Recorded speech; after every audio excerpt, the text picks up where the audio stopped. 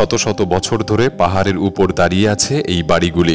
ইন্দোনেশিয়ার আদিবাসীরা তৈরি করেছে গাছের উপর ঝুলন্ত বাড়ি, আর চীনের এই গোটা গ্রামটি রয়েছে পাহাড়ের চূড়ায়।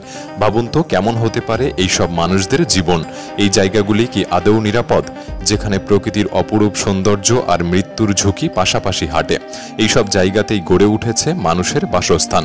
এদের বিপদ যেন প্রতিটি পদক্ষেপে। তবে আজও তারা টিকে রয়েছে এই প্রকৃতির বুকে এবং সংগ্রাম করে চলেছে প্রতিনিয়ত। আজকের ভিডিওতে আমরা আপনাকে দেখাবো দুনিয়ার এমন কিছু অবিশ্বাস্য ঝুঁকিপূর্ণ বাড়ি, যেগুলি সাহস, স্থাপত্য আর কল্পনার এক অনবদ্য সংমিশ্রণ তৈরি করেছে। কেউ কেউ ভয় পেলেও বাকিরা আফসোস করবেন, কারণ যারা প্রকৃতিপ্রেমিক তাদেরকে এই বাড়িগুলি আষ্টে পিষ্টে জড়িয়ে ধরতে চাইবে। তাই ভিডিওটি সম্পূর্ণ দেখার অনুরোধ রইল। আর নতুন বন্ধুরা অবশ্যই পাশে থাকা সাবস্ক্রাইব লেখাটি প্রেস করে বেল আইকনের অল অপশন সিলেক্ট করুন। মেটিওরা মনস্টারিস। গ্রিসের থেলাসি অঞ্চলে রয়েছে এক অদ্ভুত ভয়ঙ্কর সুন্দর জায়গা মেটিওরা। এখানে আকাশ ছোঁয়া পাথরের স্তম্ভগুলির মাথায় গড়ে তোলা হয়েছে প্রাচীন মঠ, যেগুলি দেখতে যেন রূপকথার জগৎ। ত্রয়োদশ এবং চতুর্দশ শতকে আক্রমণ থেকে বাঁচতে এবং নির্জনতা খুঁজতে সন্ন্যাসীরা এইসব দুর্ভেদ্য জায়গায় তৈরি করেছিল 24টি মঠ, তবে এখন টিকে আছে মাত্র 6টি। তখন এইসব মঠে ওঠার একমাত্র উপায় ছিল দড়ির মই বা ঝুলন্ত জাল, যা দরকার পড়লেই উপরে তুলে ফেলা যেত। বিপদের সময় কেউ যেন উপরে পৌঁছাতে না পারে সেটা নিশ্চিত করার উদ্দেশ্যই তৈরি করা হয়েছিল। এতটাই দুর্গম ছিল এই স্থানগুলি যেন আকাশে ঝুলে থাকা নিরাপদ আশ্রয়। 1920-এর দশকে পাথরে সিঁড়ি কেটে পথ তৈরি করা হয়, যার ফলে আজ এটি পর্যটকদের জন্য উন্মুক্ত। তবে তখনকার দিনে এই স্থানগুলি ছিল প্রকৃত অর্থেই একাকী, দুর্গম এবং জীবনের ঝুঁকি নিয়ে গড়ে ওঠা এক আশ্চর্য সাধনার স্থান। একবার ভাবুন তো, যদি আপনাকে থাকতে হয় এমন একটি ঘরে যেটা পাহাড়ের একেবারে কিনারায় ঝুলে আছে, আর পুরো কাঠামোটি টিকে আছে শুধু কয়েকটা বাঁশের ঠেকার উপর, কেমন হবে সেই অভিজ্ঞতা? গা শিউরে ওঠে এমন অবস্থান দেখে। কোনো স্থায়ী ভিত্তি নেই, নিচে শুধু গভীর খাদ। আর এটা তো কেবল একটিমাত্র উদাহরণ। এমন আরও অনেক বাড়ি আছে যেগুলি দেখলে বিস্ময়ে হতবাক হতে হয়। Castle on a cliff. জার্মানির বাডেন-বুর্টেমবার্গ অঞ্চলে পাহাড়ের একেবারে কিনারায় দাঁড়িয়ে আছে লিস্টেনস্টাইন ক্যাসেল। দূর থেকে যেন দেখলে মনে হয় রূপকথার গল্প থেকে উঠে আসা দুর্গ। চূড়ায় দাঁড়িয়ে নিচের ছোট্ট গ্রামকে তীক্ষ্ণ দৃষ্টিতে দেখছে। এই দুর্গের অবস্থান একে করে তুলেছে একই সাথে মনোমুগ্ধকর এবং আতঙ্কজনক। এত উঁচু ও খাড়া পাহাড়ের ধারে দাঁড়ানো একটি দুর্গ যে কোনো সময় ধসে পড়তে পারে, এই ভাবনায় যেন গায়ে কাঁটা দিয়ে ওঠে। 1842 সালে এই দুর্গটি তৈরি করা হয় শিকার বাসা হিসাবে। তবে তার চেহারায় ফুটে ওঠে এক রোমান্টিক মধ্যযুগীয় গঠনশৈলী, যেন পুরনো রাজ্য ও যুদ্ধের ইতিহাসকে ফিরে দেখা। এখানকার সবচেয়ে চমকপ্রদ ঘটনা ঘটে দ্বিতীয় বিশ্বযুদ্ধের সময়। একটি ট্যাঙ্ক শেল সরাসরি দুর্গের প্রধান টাওয়ারে আঘাত করলেও বিস্ফোরিত হয়নি। ভাগ্যের এই আশ্চর্য মোড়ই দুর্গটিকে ধ্বংসের হাত থেকে রক্ষা করেছিল। আজও এই দুর্গে গেলে আপনি শুধু স্থাপত্যের সৌন্দর্যই দেখবেন না, অনুভব করবেন তার সাহসিকতার ইতিহাস এবং একদম খাড়া পাহাড়ের কিনারায় দাঁড়িয়ে থাকা সেই শীতল আতঙ্ক, যা একে সত্যি অসাধারণ করে তোলে। ওজোকো অ্যাপার্টমেন্ট। নেদারল্যান্ডস, বিশেষ করে আমস্টারডাম, জায়গার অভাবে দীর্ঘদিন ধরেই স্থাপত্যবিদদের এক বিশাল চ্যালেঞ্জ ছুড়ে দিচ্ছিল। শতাধিক আবাসন ইউনিট তৈরি করতে গিয়ে আশেপাশের ভবনে যাতে আলো পৌঁছায় সেটাও নিশ্চিত করতে হচ্ছিল। সুতরাং এই দায়িত্ব থেকে জন্ম নেয় এক অভিনব ভবন, ওজোকো অ্যাপার্টমেন্ট। এই ভবনের একপাশে 13টি অ্যাপার্টমেন্টকে সম্পূর্ণভাবে মূল কাঠামোর বাইরের দিকে ঝুলিয়ে রাখা হয়েছে, যেন ওগুলি মাঝ আকাশে ভেসে আছে। বাইরে থেকে দেখলে মনে হয় এই ফ্ল্যাটগুলি বুঝি যে কোনো সময় নিচে পড়ে যাবে। এতটা ঝুঁকিপূর্ণ দেখালেও এগুলির নির্মাণ অত্যন্ত মজবুত ও হিসেব করে তৈরি করা হয়েছে। এই অ্যাপার্টমেন্টগুলি শুধু স্থাপত্য দৃষ্টিকোণ থেকে অসাধারণ নয়, বরং মানসিকভাবে এক ধরনের স্নায়ুচাপ সৃষ্টি করে। এমন এক ঘরে থাকছেন যেখানে জানালার বাইরের দিকে তাকালেই দেখা যায় এক গভীর শূন্যতা। এই নকশা স্থাপত্যের ইতিহাসে এক যুগান্তকারী ধাপ, যেখানে সৌন্দর্য, সাহসিকতা এবং চ্যালেঞ্জ একসাথে মিশে আছে। Cliff village. চীনের সিচুয়ান প্রদেশে অবস্থিত আটুলিয়ের গ্রাম যেন ঝুলে আছে আকাশ আর মৃত্যুর মাঝামাঝি এক সূক্ষ্ম সীমানায়। পাহাড়ের একেবারে খাড়া ঢালে সমুদ্রপৃষ্ঠ থেকে 14,000 মিটার উচ্চতায় গড়ে ওঠা এই গ্রামে প্রায় 80টি পরিবার বাস করে। নিচে 800 মিটার গভীর খাদ। সোজা পড়লে বাঁচার কোনো সম্ভাবনা নেই বললেই চলে। প্রজন্মের পর প্রজন্ম ধরে এই গ্রামবাসীরা বাইরের জগতের সঙ্গে যোগাযোগ রাখতেন এই 17টি পায়ে হাঁটা মইয়ের মাধ্যমে, যা ছিল বাঁশ আর লতা দিয়ে তৈরি। এই ঝুঁকিপূর্ণ মই ছিল ওদের একমাত্র ভরসা। চিকিৎসা, খাদ্য, এমনকি পড়াশোনার জন্য এই পথই ছিল অবলম্বন। কিন্তু এতটা বিপজ্জনক যাত্রার মাশুলও তাদেরকে দিতে হয়েছিল। এই চলার পথে কমপক্ষে 8 জন প্রাণ হারিয়েছেন এবং আহত হয়েছেন অনেকে।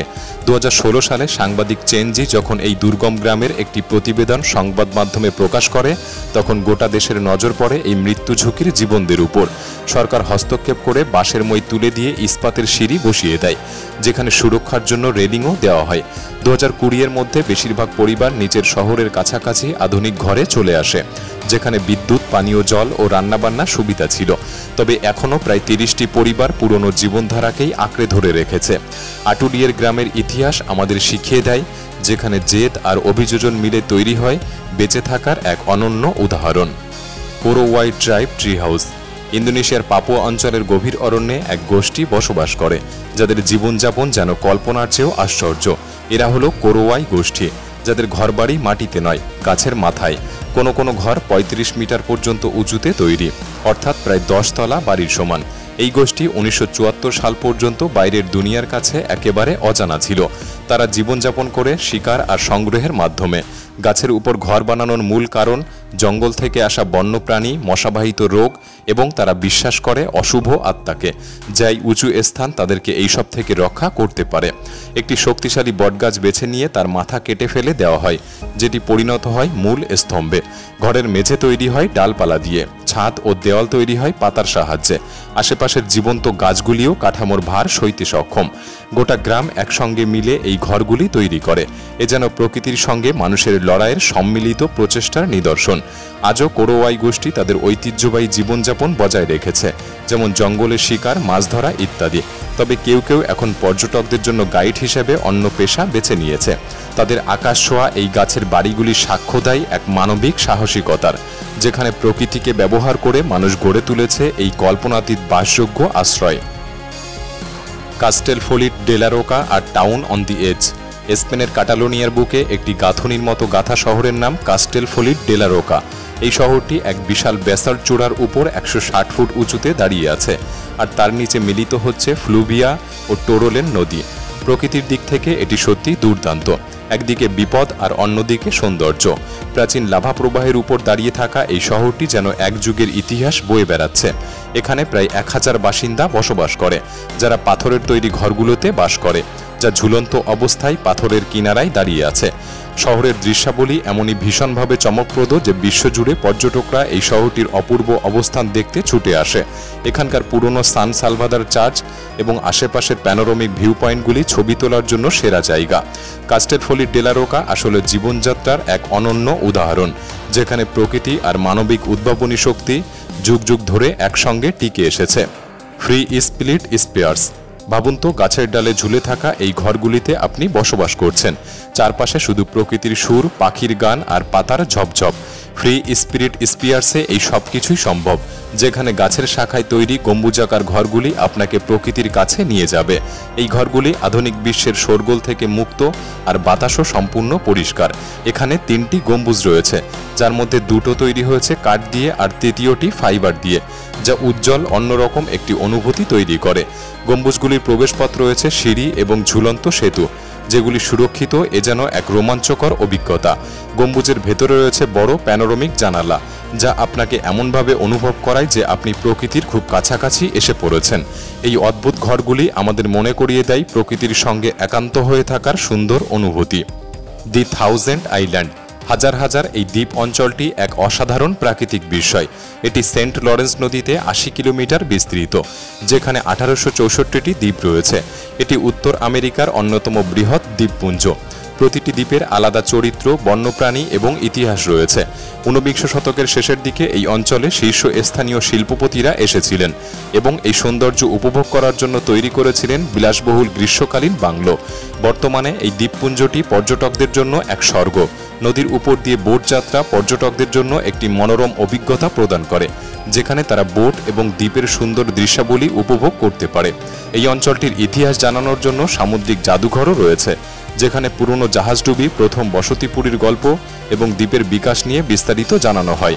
হাজার দ্বীপের এই অভিজ্ঞতা সত্যি এক স্মরণীয় মুহূর্ত। আপনারা যারা প্রকৃতি প্রেমিক যদি এই অসাধারণ ঘরগুলির একটিতে বাস করার সুযোগ পেতেন তবে কোনটি বেছে নিতেন? একটি উঁচু পাহাড়ের চূড়ায় বসবাস করার সাহস করতেন, নাকি গাছের মধ্যে প্রকৃতির সাথে একান্ত হয়ে থাকতে চাইতেন? আমাদের কমেন্ট বক্সে লিখে জানাতে পারেন। ভিডিওটি ভালো লাগলে একটি লাইক করতে পারেন। তাহলে দেখা হচ্ছে পরবর্তী নতুন একটি এপিসোডে। ধন্যবাদ।